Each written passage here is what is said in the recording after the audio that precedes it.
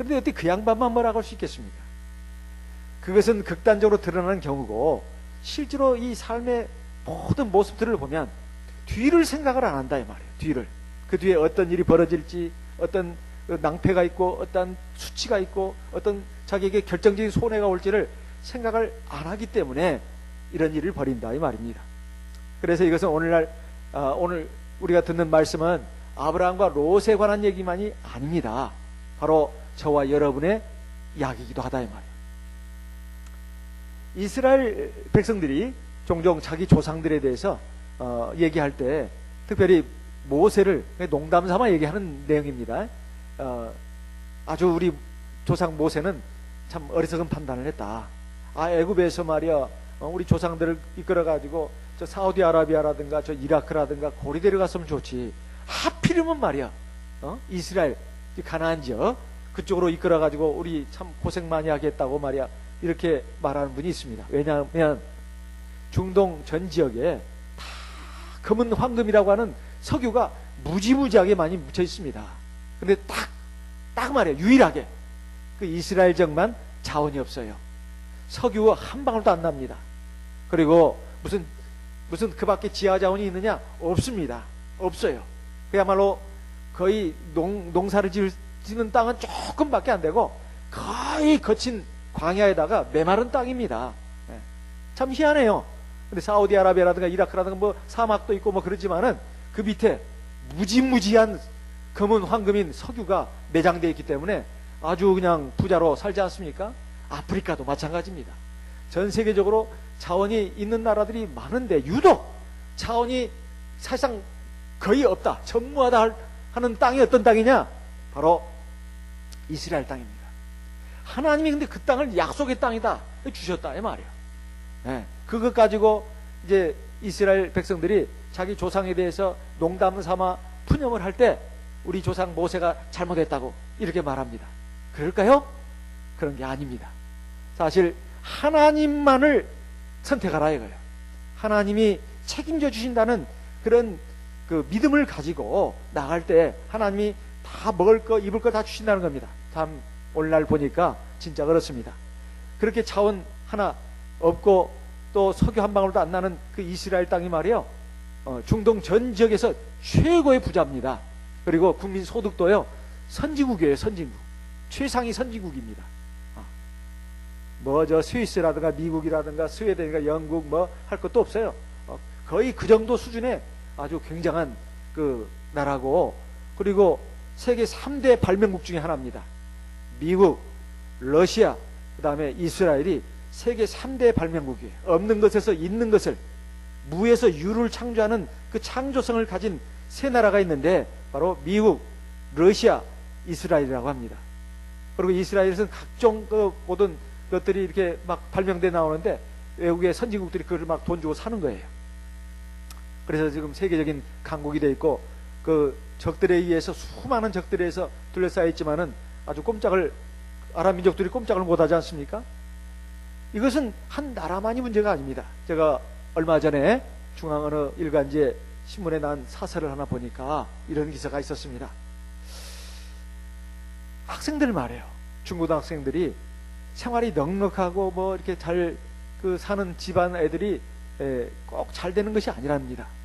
그런데 그렇게 뭐 상위층이든 중간층이든 하위층이든 특히 중간층, 하위층은 참 공부하기가 굉장히 어렵다고 그래요. 아주 용에서 개천에서 용난다는 말처럼 옛날과 달리 좀 굉장히 어렵답니다. 근데 문제는 중산층입니다. 사람들이 대부분을 차지하고 있는 중산층에서 학생들이 갑자기 공부를 잘하게 되는 때가 있다는 거예요. 그때가 언제냐면 집안에 폭삭 망했을 때. 그런 대로 먹고 살만한데 그냥 어떻게든지 뭐 사업이 잘못됐든지 뭐 보증을 잘못 썼든지 간에 어떻게 해가지고 집안이 거의 폭삭 망할 지경까지 됐을 때 그 중고등학생에 있던 아이들이 한참 지금 공부해야 할 나이고 정서적으로도 굉장히 그 불안정한 시기라고 하는데 그때 그 집안이 어렵게 된 걸 보고 정신을 차린답니다. 아, 이게 집안이 이렇게 되고 지금까지 편안히 먹고 입고 쓰고 이렇게 했던 것들이 이게 거저된 것이 아니었구나. 이게 얼마나 소중한 것인가. 그걸 그때 깨닫는다는 거예요. 그런데 자기가 그때 한눈 팔고 딴짓하고 그러면은 이건 이제 자기 인생도 앞으로 장담 못 하겠구나. 그래가지고 정신을 차려가지고 바짝 정신 차려가지고 공부를 열심히 한답니다. 그래가지고 잘 되는 경우가 굉장히 많았다는 거예요. 그것이 통계적으로도 수치적으로 나왔답니다. 어떤 사람이 학자가 조사를 해보니까 그렇더라는 거예요. 자, 그래서 외부적인 어떤 환경, 여건이 그 사람이 결국 성공적인 인생을 살고 행복한 인생을 사는데 결정적인 요건이 되는 것은 아니다, 이런 말씀이에요. 우리나라만 해도 그렇지 않습니까? 일제 36년간의 그 침탈을 당하고 압제를 당하고 거기다가 또 동족 간에 비극적인 전쟁이 일어나가지고 거의 잿더미가 되다시피 했습니다. 참 우리나라는 특이하게도 그래도 그나마 그 많은 지하자원 그 귀금속들이 북한 쪽에 있습니다. 남한에는 거의 자원이 없어요. 있어봤자 저기 경남 고령에 고령통가요? 무슨 휴대폰 만드는데 쓰는 재료가 하나 있답니다. 화장품 만드는. 그 정도나 자원이라고 할까. 나머지는 사실 자원이라 할 것도 없습니다. 거의 북한에 다 이게 묻혀 있다는 거예요. 그래서 통일이 빨리 돼야 된다. 그런 말도 그런 이유라고 합니다. 어쨌든 이 남한이 말이에요. 완전히 잿더미가 됐었는데 불과 몇십 년 만에 지금 세계 선진국의 위치까지 올라온 것은 뭐 때문에 그런가? 바로 사람이 정신을 차렸기 때문이다. 사람이 교육과 그다음에 정신을 바로 차려가지고 이렇게 하다 보니까 우리나라가 이 세계 선진국에 지금 진입을 했다는 것입니다. 그러니까 중요한 것은 사람의 마음과 정신입니다. 근데 어떤 마음과 정신이냐 이 말이에요. 무엇을 선택하느냐 이 말이에요. 무엇을 선택하느냐. 그래서 선택이 그 사람의 운명을 좌우한다는 것입니다. 사람의 운명을 좌우하는 것은 사주팔자가 아니고 그 사람이 어떤 마음을 선택하고 어떤 행동을 선택하느냐, 거기에 따라서 운명이 결정된다는 것입니다. 한 개인의 운명만이 아닙니다. 가정의 운명도, 집단의 운명도, 그리고 나라의 운명도, 거기에 들어있는 사람이 어떤 마음을 선택하고 어떤 행동을 선택하느냐에 따라서 결정이 된다는 것입니다. 오늘 우리가 아브라함과 롯의 선택을 보게 되면 특별히 이 롯에 대해서는 오전에 집중적으로 살펴봤습니다. 그런데 이 아브라함이 단순히 하나님만을 선택한 그것만 가지고 된 것이 아니라 그것은 바로 구체적으로 현실 가운데서 나타났다 하는 것입니다. 사실 자기가 애지중지 키우고 사랑으로 키우고 정말 이 모든 것을 다 쏟아가지고 자기 조카 롯을 돌봐줬건만은 자기 조카 롯은 그것을 배은 망덕으로 갚았습니다. 그런데 여기에 대해서 아브라함이 참 인간적으로 섭섭하고 또 참 배신감 느끼고 해가지고 분노하고 그러지 않았다는 것입니다. 이것이 바로 아브라함의 신앙이다 하는 거예요. 우리가 신앙, 믿음 그러면서도 사실은 그것이 뭔지, 그 내용이 뭔지, 그 실체가 뭔지 이것은 깡그리 무시하고 그저 믿음 그러면 그게 믿음인가 없다 이렇게 생각하는 경향이 있는데 그렇지 않습니다. 믿음이라고 하는 것은 바로 우리의 구체적인 삶 가운데서 나타나야 되는 것이다. 근데 아브라함이 바로 그러한 선택으로 했을 때 바로 하나님께서 그걸 외면하지 않으시고 아브라함에게 나타나셔가지고 복을 주셨다 하는 것입니다. 우리가 살아가면서도 내가 그토록 믿고 정을 주고 했던 사람이 어느 날 이해관계가 생겼을 때 자기 이익만 챙긴다거나 또는 나를 실망시키거나 나로 하여금 배신감 느끼게 하거나 슬프게 할 때가 왜 없겠습니까? 가까이 있는 부부관계도 그렇습니다. 부부관계도 그래요. 내가 참 아내를 또는 남편을 이렇게 사랑했는데 저 사람은 나를 몰라주고 나를 참 괴롭히는구나, 실망 주는구나, 이런 경우도 있고 부모 자식 간에도 마찬가지입니다. 다 키우고 온갖 고생을 하고 그래서 키우고 나면 자식이 나중에 보면은 자기 혼자 큰 것처럼 어쨌든 이런 말 합니다. 아버지, 어머니, 제 인생은 제 거예요. 왜 상관하십니까? 그것도 부모가 말하면 그건 말이 됩니다. 부모가 말하면 야, 네 인생은 네 거야. 언제까지나 캥거루처럼 말이야. 우리 품 안에 있어가지고 자립을 못하고 그럴 거냐? 이렇게 하면은 그것이 틀린 말은 아닙니다. 근데 그 말을 자식이 하면 참 이상한 말이 돼요. 제 인생은 제 겁니다. 왜 이래라 저래라 하십니까? 그런 때는 부모 심정이 어떤 심정이 되느냐? 이 싸가지 없는 놈. 이렇게 된다 이 말이에요. 그렇지만은 사실 부모는 자식에 대해서 무한한 사랑으로 키우는 것입니다. 나중에 자식이 부모한테 효도를 안 한다 하더라도 부모는 부모의 사랑을 가지고 자식을 키우는 것입니다. 나중에 그 자식이 이제 어른이 돼가지고 부모가 되보면 그때서야 뒤늦게나마 깨달을 수도 있습니다. 못 깨닫는 사람도 많지만 그때서 깨닫는 경우도 있어요. 아, 부모가 나를 얼마나 사랑했나, 그리고 내가 부모의 사랑과 은혜에 대해서 조금 더 보답을 못했구나. 나중에 가서 참 눈물을 흘리고 후회하고 한탄하는 경우도 있습니다. 친구 간에도 마찬가지입니다. 이웃 간에도 마찬가지다. 그래서 오죽에 쓰면 옛말에 머리털 검은 짐승은 키우지 마라, 또 믿지 마라. 머리털 검은 짐승이 사람밖에 더 있겠습니까? 그렇지만은 우리가 하나님의 백성으로서 세상 사람처럼 그런 마음을 가지면 안 된다는 것입니다. 우리는 하나님의 백성답게 사랑을 베풀 수 있을 때 베풀어야 합니다. 그리고 그것을 돌려받을 걸 기대하거나 또 사람을 의지하거나 해서는 안 된다는 거예요. 비록 실망하는 일이 있다 하더라도, 배신을 당한다 하더라도 하나님은 모든 것을 보시고 기억하신다는 겁니다. 하나님이 다 갚아주신다는 거예요. 그리고 그 배신한 사람, 나에게 상처 준 사람은 하나님 역시 또 거기에 맞게 갚으십니다. 갚으신다 이 말이에요. 우리가 이런 믿음이 있어야 온전한 믿음입니다. 그게 온전한 믿음이에요. 그리고 사랑은 주는 것이라고 하지 않습니까? 주는 것이라고 한다 이 말이에요. 사도행전 20장 33절에서 35절까지 말씀을 보겠습니다. 사도행전 20장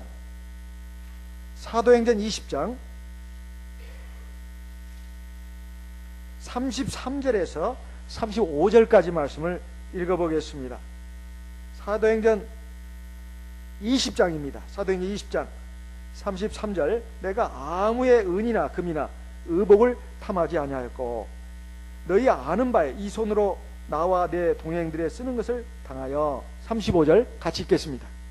범사에 너희에게 모본을 보였노니 곧 이같이 수고하여 약한 사람들을 돕고 또 주 예수의 친히 말씀하신 바 주는 것이 받는 것보다 복이 있다 하심을 기억하여야 할지니라. 다시 한번 읽어볼까요? 주는 것이 받는 것보다 복이 있다 하심을 기억하여야 할 것입니다.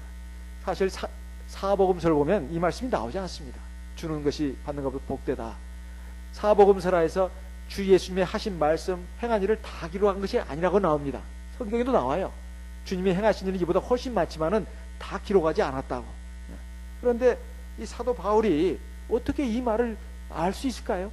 바로 계시를 통해서 주 예수님이 살아 계실 때, 육신으로 이 세상에 계실 때 하신 말씀을 계시를 통해서 사도 바울에게 알려주신 것입니다. 주는 것이 받는 것보다 복이 있다. 사실 그렇습니다. 사랑하는 그 자체만으로도 사실은 행복한 것이다. 이것을 우리가 알 수 있다 이 말이에요. 그렇지만은 우리는 인간이기 때문에 내가 사랑한 만큼 그 사람이 그 기대에 맞지 않게 오히려 나에게 고통을 주고 상처를 주면 굉장히 마음에 상처가 일어납니다. 그런데 이것까지도 우리 하나님께서 다 보시고 갚아주신다고 하는 것을 우리가 알고 믿어야 된다 이 말이에요. 그래야 비로소 내가 낭패감을 맛보지 않고 좌절하지 않고 절망하지 않고 고통과 상처에 피 흘리는 어떤 그 속을 어쩔 수 없어가지고 자기 인생을 갖다가 또 힘들게 만드는 이런 일이 일어나지 않다 이 말이에요. 내가 하나님 안에서 내가 마땅히 사랑을 베풀 수 있는 입장이고 사랑을 했다면 그게 부부가 됐든 자식이 됐든 형제간이 됐든 이웃이 됐든 친구가 됐든 사랑한 것으로 족하다 이 말이에요. 그리고 하나님은 다 갚아주신다는 것입니다. 이런 믿음을 가졌을 때 우리가 아브라함의 믿음을 본받는 것입니다. 정말로 하나님께서 아브라함에게 그 복을 주셨다 이 말이에요. 그 복이 뭐냐? 오늘 여기 오전에도 읽었지만은 네 눈을 들어서 동서남북을 바라보라 이렇게 말하고 있습니다. 왜 눈을 들라고 말하고 있을까요? 아마 사람이기 때문에 진짜 이건 아니다. 세상에 롯이 이럴 수가 있는가? 이런 싸가지 없는 놈, 이렇게 생각할 수도 있습니다. 내가 이런 놈을 가지고 내가 지금까지 자식처럼 됐던가? 그리고 이런 놈한테 내가 선택권을 먼저 줬어? 아니, 내 자식도 있고, 내 자식은 없지만 내 그 부인과 내 그 가축도 있고 종들도 많이 있는데, 그러면 이제 나는 좀 힘겹게 살아갈 수밖에 없는데, 내가 이런 인간 같지도 않은 놈한테 내가 이게 좀 호의를 베푼 것이 마지막까지 내가 이게 어리석은 게 아닌가? 아니, 진짜 나는 바보야 하면서 그냥 그런 생각으로 이렇게 있었을까요? 그러지는 않았을 거라고 봅니다. 하지만 참 여러 가지로 마음이 그 힘이 없었겠죠. 그러니까 하나님께서 나타나셔가지고, 아브라함아, 눈을 들어라, 눈을 들어라. 세상을 보지 말고 사람을 보지 말고 하늘을 봐라, 하늘을 봐라. 하나님 아버지를 바라봐라. 이런 뜻 아니겠습니까? 우리가 인생을 살면서 사람을 보고 세상을 보고 인생을 보면 고통받고 상처받고 실망하고 좌절하는 일이 한두 번이 아닙니다. 그런 것에 사로잡히면 내 인생을 못 살아요. 못 살아. 난 누구 때문에 이렇게 됐고, 누구 때문에 나는 고통받고 있고, 누구 때문에 상처받아서 아무것도 못해. 그건 자기 인생을 자기가 스스로 망치는 것입니다. 어떤 어렵고 실망스럽고 괴로운 문제가 있을 때 우리가 사람을 보지 않고 세상을 보지 않고 주변 여건을 보지 않고 하늘을 보는 것, 하나님을 바라보는 것이 굉장히 중요합니다. 왜? 바로 인생의 모든 문제는 하나님이 결국은 다 주관하시기 때문에 그렇습니다. 시편 27편 8절로 14절 말씀을 보겠습니다. 시편 27편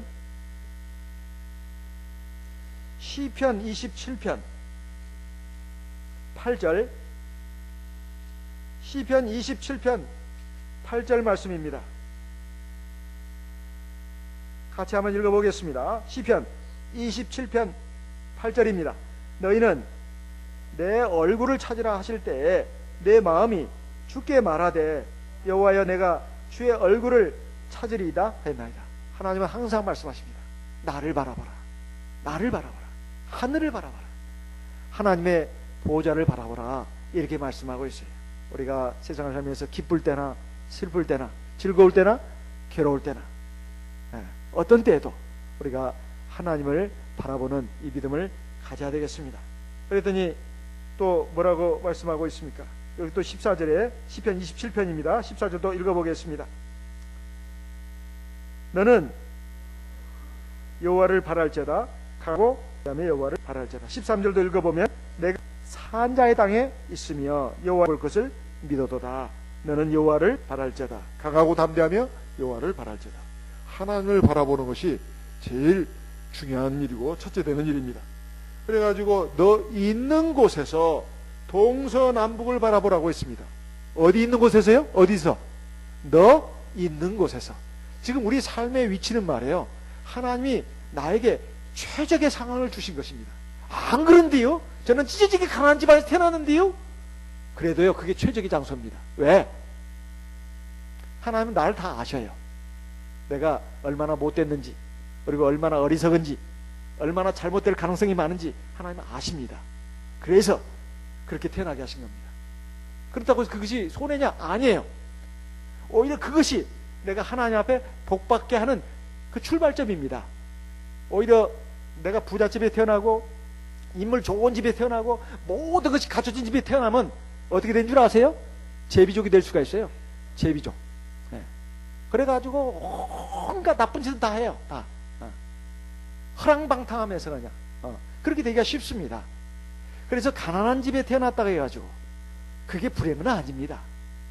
나는 좀 그 미남으로 미인으로 태어났으면 좋았을 텐데요, 그게 화가 될 수가 있어요. 그게. 그래서 뭐예요? 인물 잘난 사람 치고 속 비지 않은 사람이 없다. 그런 말 들어보셨죠? 키 큰 사람 치고 속 비지 않은 사람이 없다. 인물만 멀쩡하면 뭐합니까? 허우대방 멀쩡하면 뭐예요? 속이 깡통인 사람도 많습니다. 깡통인 사람도 많아요. 이게 적당한 것이 좋아요. 어떤 면에서는. 너무 잘난 거, 너무 못난 것도 물론 그렇지만은 어쨌든 적당한 게 좋습니다. 근데 사람은 하나님이 보통 사람을 세상에 제일 많이 만나라어요. 그래서 보통 사람이라고 하죠. 안 그래요? 그건 많이 있다는 거예요. 많이 있는 게 좋은 겁니다. 특출난 게 좋은 게 아니에요. 그만큼 문제가 또 많이 있다 이 말이에요. 그래서 너 있는 곳에서 동서남북을 바라보라고 돼 있어요. 그러니까 내가 현재 위에 있는 그 처해 있는 입장에서 하나님을 바라보고 하나님을 의지하면서 사방을 바라보라는 거예요. 그것도 뭘로? 믿음의 눈으로 바라보라는 것입니다. 그러면 하나님께서 어떻게 하신다고요? 그것을 우리에게 주신다는 것입니다. 중요한 거, 고개를 들고 하나님을 바라보는 거, 그리고 그 믿음으로 내가 있는 곳에서 동서남북을 바라보는 겁니다. 우리의 삶은 하나님 수중 안에 있습니다. 내가 아무리 발버둥 쳐도 하나님 데려가신 데는 어쩔 수가 없습니다. 내가 노력한다 해서 다 잘 되는 거 아닙니다. 하나님이 복을 주셔야 합니다. 하나님 주셔야 우리가 그것을 받을 수 있는 것이지, 사람이 노력한다 해서 안 될 것이 없을 것 같으면 이 세상에 못 살 사람이 아무도 없게요. 그래서 우리는 하나님이 우리에게 무한한 방법이 있고 또 무한한 능력이 있다는 것을 우리가 믿어야 합니다. 시편 77편 19절 말씀을 보겠습니다. 시편 77편 19절 말씀, 시편 77편 19절 말씀 같이 읽어보겠습니다. 시편 77편 19절 말씀 같이 읽어보겠습니다. 주의 길이 바다에 있었고 주의 첩경이 큰 물에 있었으나 주의 종적을 알 수 없었나이다. 이거 무슨 사건을 여기서 얘기하신 것인지 아시겠습니까? 주의 길이 바다에 있었고 주의 첩경이 큰 물에 있었으나 주의 종적을 알 수 없었나이다. 이건 그렇죠. 이스라엘 백성들 애굽에서 출애굽할 때 약 200만 명이 나왔습니다. 그래가지고 어디 바다 앞에 도착하게 되죠? 어디 바다 앞에? 홍해 바다 앞에. 그때 바닷물이 지금 그냥 그 바다대로 있었습니까? 아니면 바닷물이 쩍 갈라진 상태였습니까? 그대로 있었어요. 그대로. 그때 뒤에서는 애굽 군사들이 막 쳐들어왔죠. 그래가지고 거기서 다 우리 집 죽었다 그랬죠. 애굽 군사들이 오니까 와 진짜 유명 가수들이 왔네, 남진이 나오나 또 소녀시대가 왔네 하고 기뻐하고 즐거워했어요? 아니면 우리 집 이제 죽었다 하고 두려워 떨었어요? 두려워 떨었죠. 이제 우린 죽었다, 도안해든 지다. 그래가지고 막 그냥 전부 다 혼비백산해가지고 웅성웅성 그 다음에 울부짖음이 나왔습니다. 그래 다윗 또 모세를 원망했어요. 네가 말이야 우리를 여기 잡아 죽이려고 여기까지 데리고 왔어? 이놈의 새끼 하면서 막 전부 다 막 그냥 난리 갔어요. 근데 모세가 어떻게 했죠? 하나님을 향해서 어떻게 했습니까? 기도했지요. 하나님께서 모세로 하여금 어떻게 했습니까?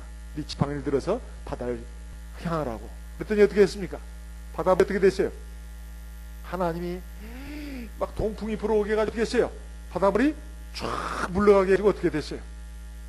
쫙 갈라지겠어. 그 안에 마른 땅이 있는 길이 나타나겠지요. 그래가지고 이스라엘 백성들이 했어요. 그걸 건너가지 않았습니까? 세상에 하나님이 말이에요.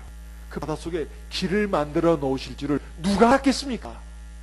전혀 꿈에도 상상으로도 생각하지 못했던 겁니다.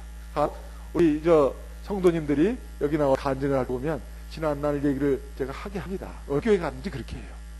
그러면서 간증하면서 믿음이 들어가요. 내가 왜 그걸 잊어버린 거.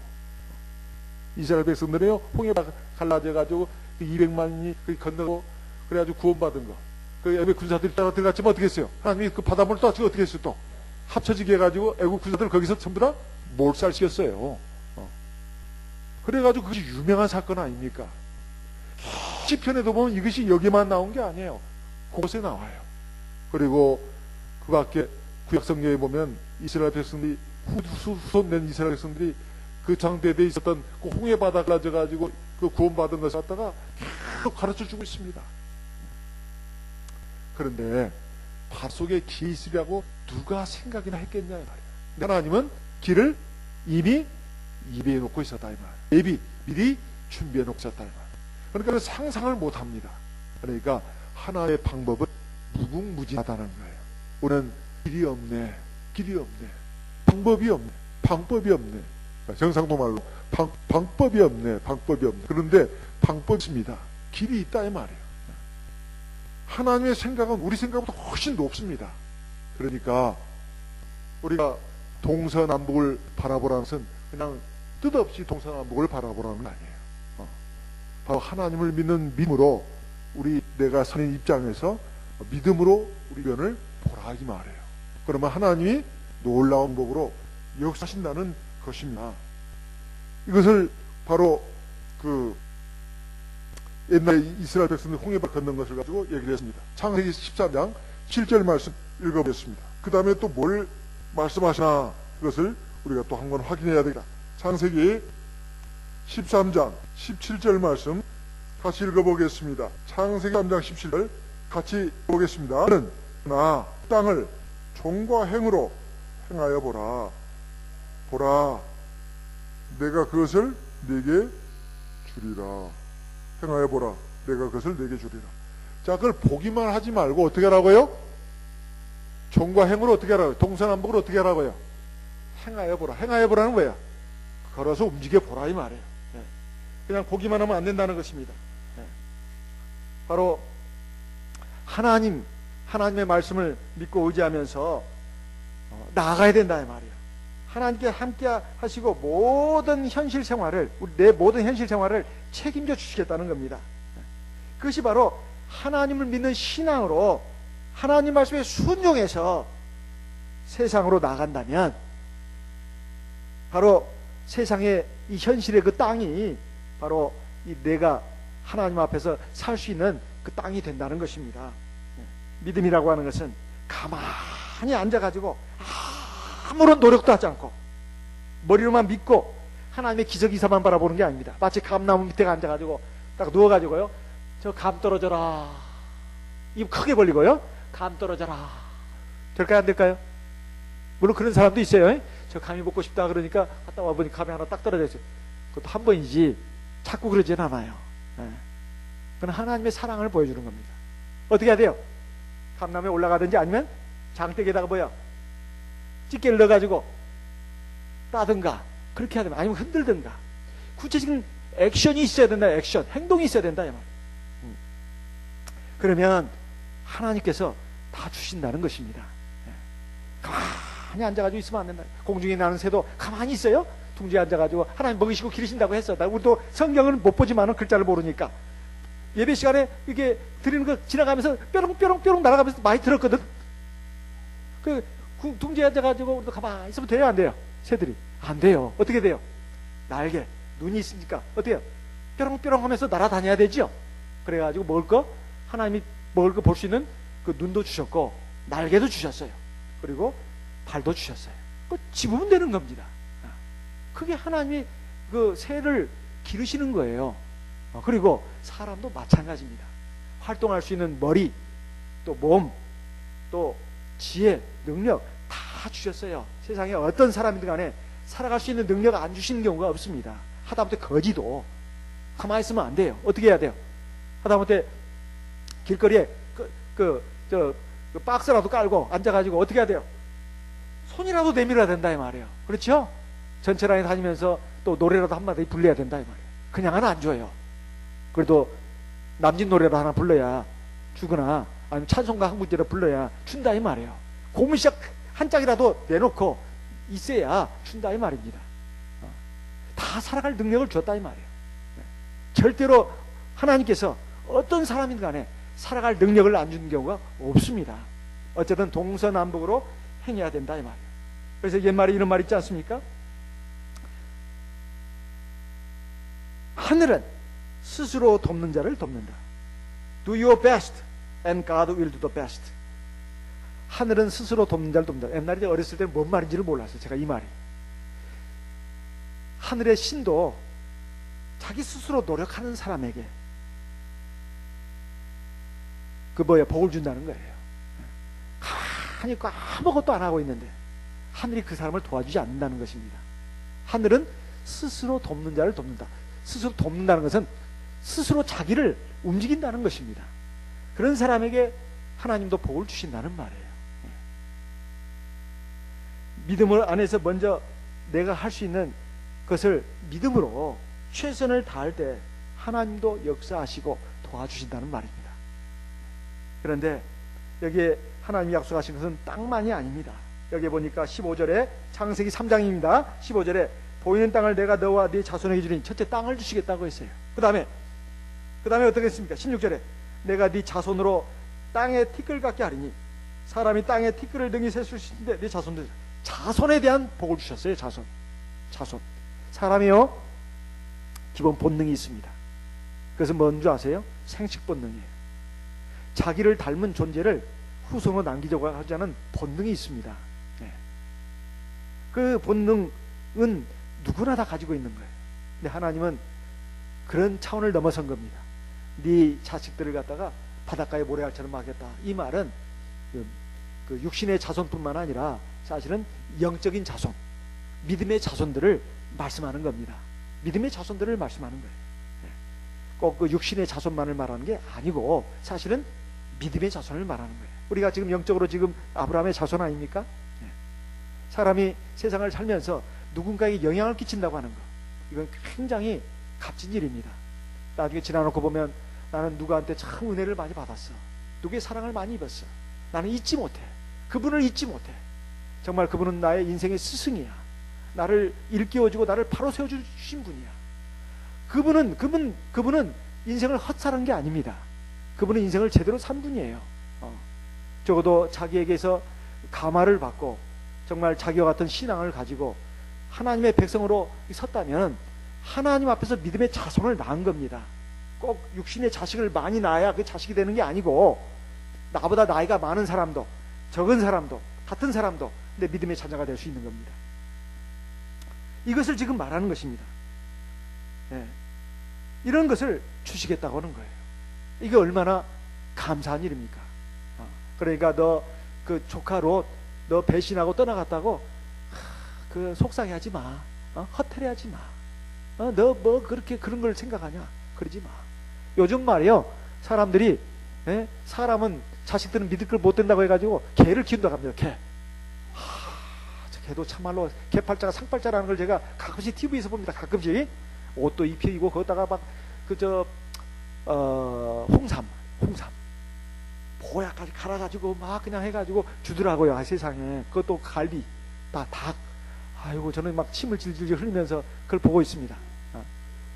그렇게 개를 말이요, 무슨 뭐 자식만큼이나 그렇게 키운단 말이에요. 제가 볼 때는 맛있는 음식인데, 개는 맛있는 음식인데 어떻게 음식을 갖다가 저렇게 음식에다가 음식을 주나, 이런 생각이 들 때가 있습니다. 그런데 왜 그 지경이 됐냐 이 말이에요. 왜? 사람은 하도 배신을 잘하니까, 사람은 너무나 실망을 많이 시킨다 이 말이에요. 그러니까 차라리 개 키우는 게 낫다는, 개 키우는 게, 고양이나 개 키우는 게 낫다는 거예요. 고양이는 또 주인을 물기도 합니다. 핥기도 해요. 고양이는 쓸데없고 개는 그러지 않는다는 거예요. 그래서 차라리 개를 키운다 해가지고, 개한테 들어가는 돈이 보통이 아니에요. 개도 고혈압 걸리고 당뇨병 걸리고 그런답니다. 관절염에다가. 병원에 의료보험도 없어요. 그것도 돈도 많이 들어갑니다. 사료비에다가 그냥 고기까지 해먹이고 보약까지 해먹으려면은. 그런데도 그렇게 키우는 이유가 뭐겠습니까? 그것은 사람이 믿을 만한 존재가 아니라는 거예요. 이건 참 서글픈 일이죠. 그런데 하나님은 이 아브라함에게 그 자식들, 네 믿음의 후손들을 갖다가 하늘의 별처럼, 바닷가의 모래알처럼 많게 해주겠다, 이렇게 약속하고 있습니다. 그래서 우리는 하나님이 주시는 그 복을 바라봐야 된다는 거예요. 자, 이렇게 됐을 때 아브라함이 그 말씀을 듣고, 하나님 제발 말이요, 그렇게 얼토당토하는 말씀 좀 하지 마세요. 이제 지금 손에는 아무것도 없는데, 자식 새끼 한 마리 한다. 자식 새끼 하나도 없고 어쨌든 없는데 뭐 하나님 그렇게 그런 말씀 하십니까? 그런데 그것이 이루어졌어요, 안 이루어졌어요? 이루어졌어요. 중간에 아브라함도 잘못한 선택을 했습니다. 하나님하고 상의도 안 하고 말이야, 애굽으로 내려간 적이 있었어요. 왜? 가나안 땅에 뭐가 들었을 때? 기근이 들었을 때. 그리고 말이요, 하나님 분명히 약속하셨는데 그 아내 말을 듣고 말이요, 어떻게 했어요? 아내 말을 듣고 첩을 얻었잖아요. 첩을. 그래서 자식을 낳았잖아요. 새끼라고 자식하고 또 어감이 틀리네. 자식을 낳았어요. 그게 이스마엘이죠. 오늘날 아람 민족의 조상입니다. 지금 이경된 거 아닙니까? 아브라함도 선택을 잘못한 때가 있었어요. 그렇지만 중요한 것은 사람이 잘못할 수 있지만 그 잘못을 어떻게 해요? 깨달으면 어떻게 해야 돼요? 개선을 해야 돼요. 개선을. 예? 맨날 잘못하다가 평생 잘못하다가 죄짓다가 살면 어떻게 되겠어요? 끝나는 게 아니에요. 지옥에 들어가는 거지. 예. 근데 아브라함은 믿음의 조상이긴 하지만 중간에 큰 잘못도 한 2번 정도 저질렀습니다. 그렇지만은 중요한 것은 아브라함이 믿음의 조상인 것은 그 잘못으로 끝내지 않고 그것을 어떻게 해요? 올바른 길로 돌이켰다는 겁니다. 그걸 뭐라고 그래요? 회개라고 합니다. 회개가 지난날을 뉘우치는 게 아니에요. 뉘우치는 게 아니라 지난날의 잘못을 인정하고 그것을 바로잡는 것입니다. 그게 회개예요. 회개를 했기 때문에 하나님이 믿음의 조상으로 세우신 것이고 복을 주신 것이다, 이 말입니다. 그리고는 어떻게 했어요? 그 하나님 말씀을 믿음으로 받아들였어요. 그리고 마지막으로 한 말씀이 바로 창세기 13장 18절에 나옵니다. 꼭 읽어야 되겠습니다. 창세기 13장 18절. 이에 아브라함이 장막을 옮겨 헤브론에 있는 마므리 상수리 숲에 이르러 거하며 거기서 여호와를 위하여 단을 쌓았더라. 아이고, 참말로 난 오늘 욥 때문에, 욥이란다, 롯 때문에 내가 속상해.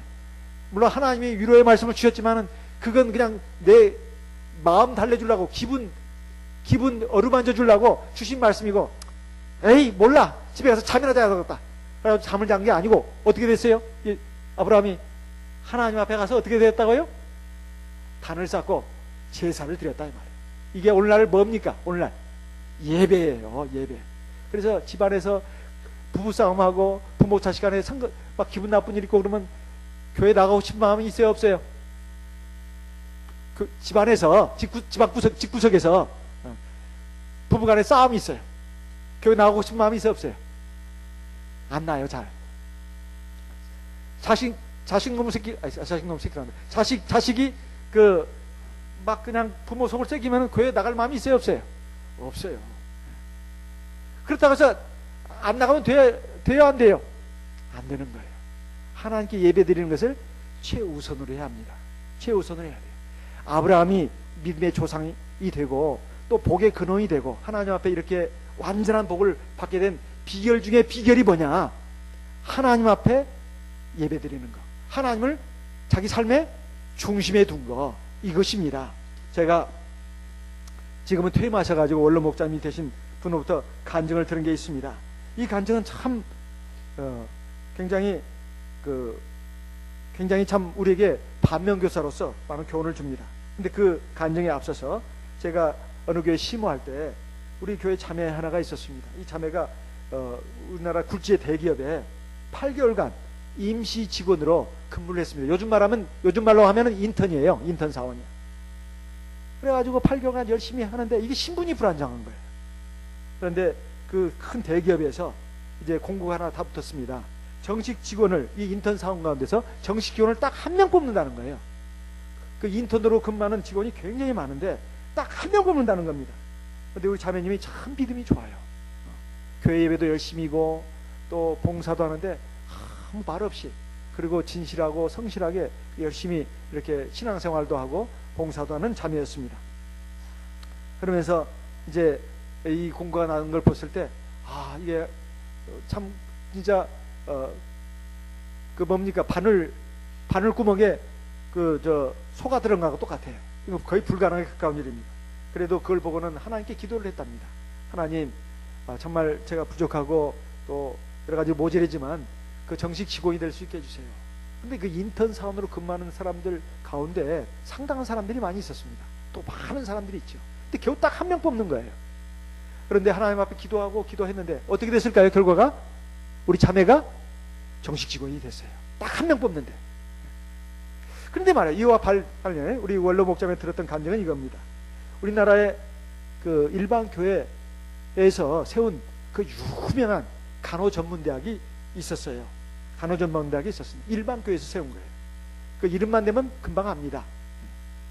그런데 그것이 일반 교회에서 세운 간호전문대학이에요. 굉장히 유명한 간호전문대학인데, 그런데 거기에서는 말이에요, 그 간호전문대학에 들어가기 위해서 일반 교회, 즉 장로교에서 세운 그 장로교회 그 신자라고 하는 신도 증명서를 내야 된답니다. 그 입학 서류 가운데.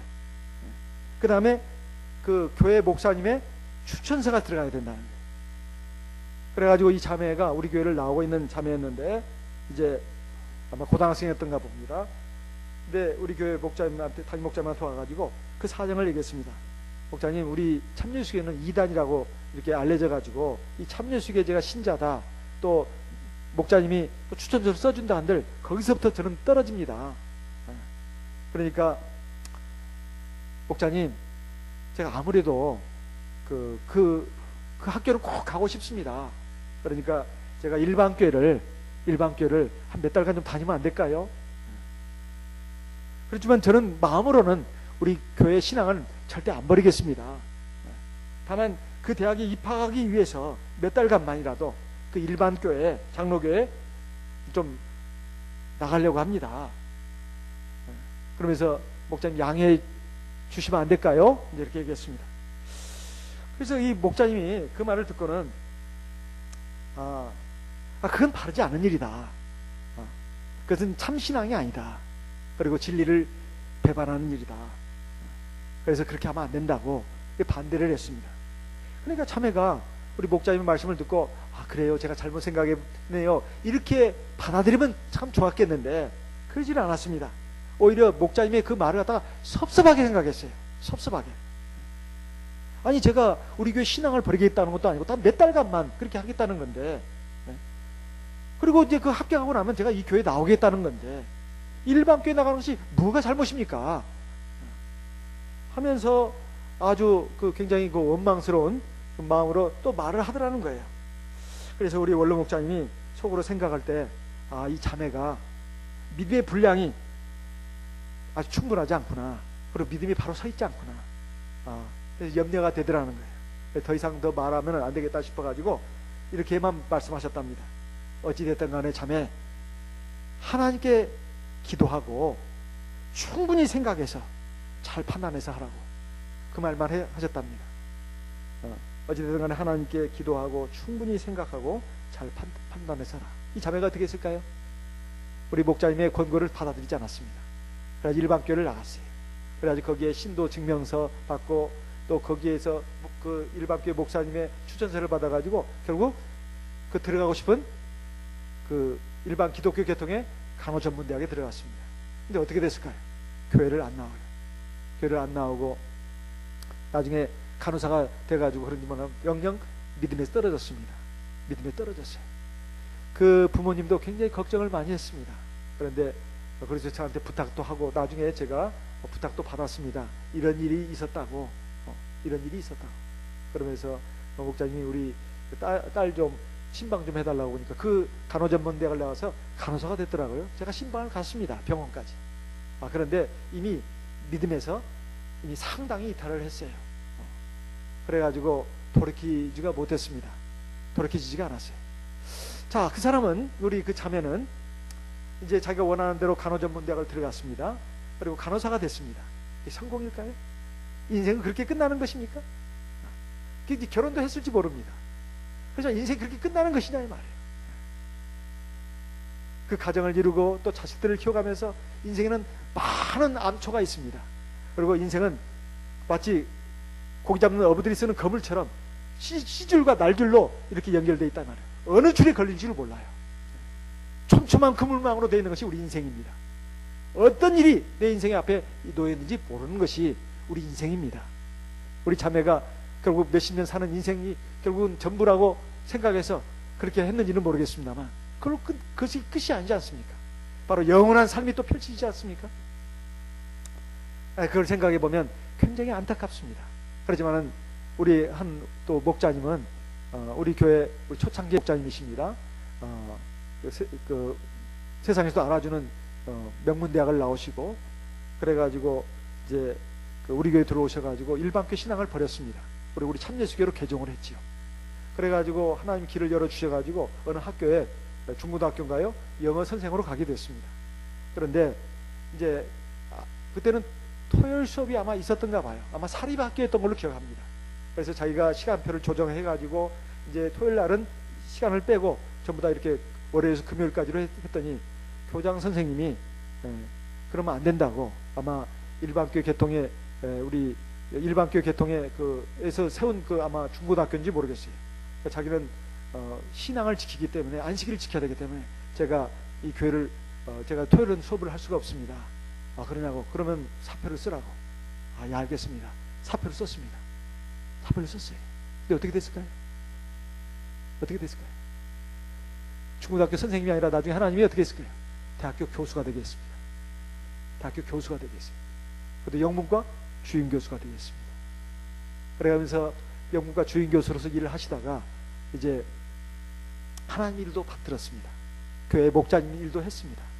그러시다가 결국은 그 학교에서 명예퇴임 하셔가지고 또 하나님의 일을 또 이렇게 하시는 그런 일을 하셨다 이 말이에요.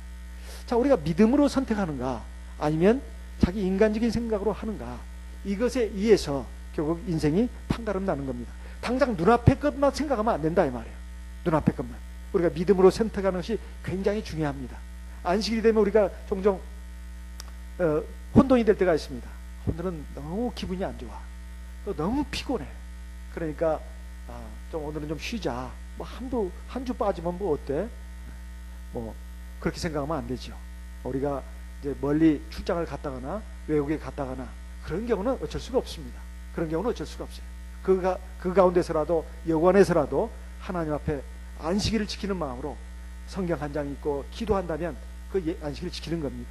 그리고 그런 마음으로 그날을 보낸다면 저 멀리 타지에 가서 외국에 가서 그 안식일 지키는 겁니다. 그렇지만은 안식일에 교회를 나올 수 있는 그 여건인데도 자기가 안 나온다면 이건 안식일을 지키는 것이 아니죠. 그것도 그 사람의 선택입니다. 그것이 자기의 복을 결정하는 것이다 이 말이에요. 누구를 위해서 내가 교회를 나오는 것이 아닙니다. 자기를 위해서, 자기의 인생을 위해서, 자기가 받을 복을 위해서 자기 신앙을 바로 세워야 된다 이 말이에요. 우리가 살아보면 모릅니까? 지금까지 살아왔으면 우리 인생에 대해서 어느 정도 좀 생각해야 되지 않을까요? 인생이 자기 마음먹은 대로 되는 것이 아니다. 자기가 원한다고 되는 것이 아니다는 거예요. 물론 이 사람은 노력을 해야 합니다. 계획도 세워야 합니다. 하지만 인생의 결정적인 키는 누가 쥐고 있습니까? 하나님이 쥐고 있다.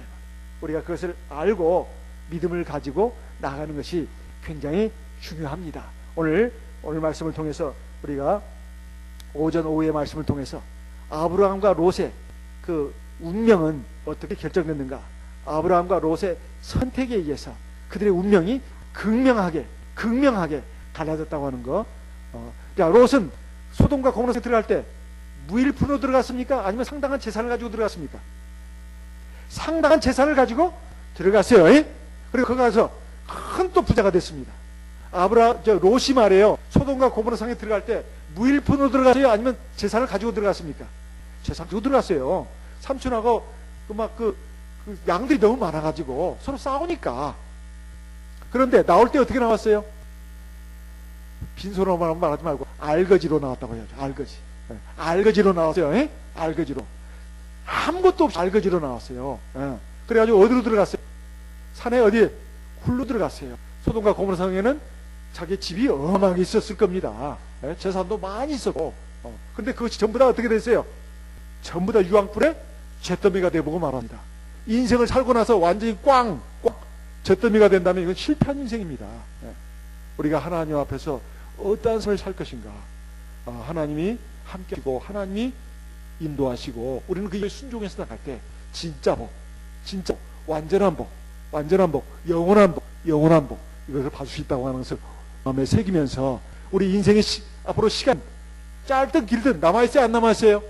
남아있어요. 역전의 기회는 있습니까? 없습니까? 있어요. 십자가에 달린 강도 하나도 어떻게 했어요? 그건 받았잖아요. 마지막 순간까지 역전 순간이 있습니다. 그래서 매번 우리 선택의 순간이에요. 가정에서, 교회에서, 세상에서 우리는 매 순간 선택의 문제가 있습니다. 내가 어떤 마음, 어떤 행동, 어떤 삶, 이거 다 선택의 문제입니다. 이것을 믿음으로 선택하고 하나님 기준으로 하나님 말씀에 의해서 선택하는 저와 여러분이 돼가지고 완전한 복, 영원한 복, 참복을 얻는 하나님 백성 되시기를 예수님의 이름으로 기원하는 바입니다. 이 시간 들린 말씀을 기억하시고 마음에 새기고 기도의 제로 삼아서 우리 하나님 앞에 기도하겠습니다. 기도하는 도중에 안수받기를 원하시는 성도는 앞으로 나오셔서 안수기도 받으시 바라겠습니다.